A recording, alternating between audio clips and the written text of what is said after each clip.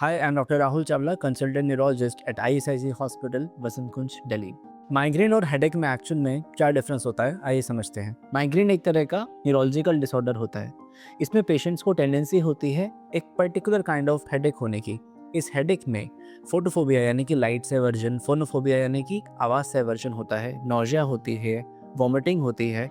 इसके अलावा पेशेंट को कुछ प्रोड्रोमल सिम्टम्स महसूस होते हैं और ये दर्द लगातार बढ़ता चला जाता है। ये दर्द कभी कभी इतना तेज होता है कि हो सकता है कि पेशेंट को इमरजेंसी में जाकर इंजेक्शंस लगाने पड़े।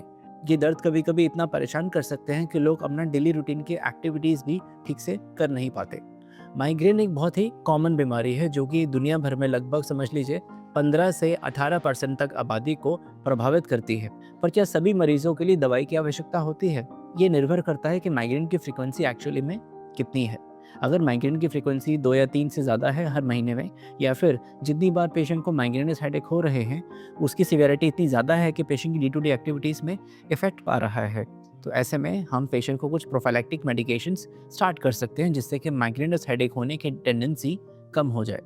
अगर पेशेंट माइग्रेन के लिए कोई प्रोफाइलैक्सिस नहीं लेते तो वक्त के साथ धीरे धीरे माइग्रेन की फ्रिक्वेंसी बढ़ती चली जाती है।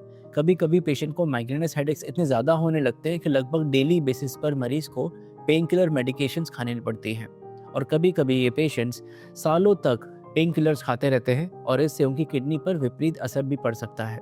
इसलिए ध्यान रखें कि माइग्रेन के लिए हेडेक की मेडिकेशंस खाना ही ट्रीटमेंट नहीं है, आपको डॉक्टर को दिखाना है, माइग्रेन का प्रॉपर प्रोफाइलैक्सिस ट्रीटमेंट लेना है।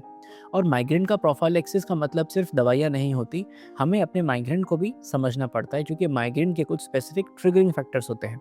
किसी पेशेंट्स में ट्रैवलिंग की वजह से, एक्सेसिव लाउड नॉइज़ की वजह से, धूप में जाने की वजह से, फास्टिंग की वजह से, कोई पर्टिकुलर स्मेल की वजह से माइग्रेन ट्रिगर हो सकते हैं। तो अगर आपको अपने माइग्रेन ट्रिगर्स पता हैं और अगर आप उनको अवॉइड करते हैं तो आपकी माइग्रेन फ्रीक्वेंसी ऑटोमेटिकली बेटर हो जाती है।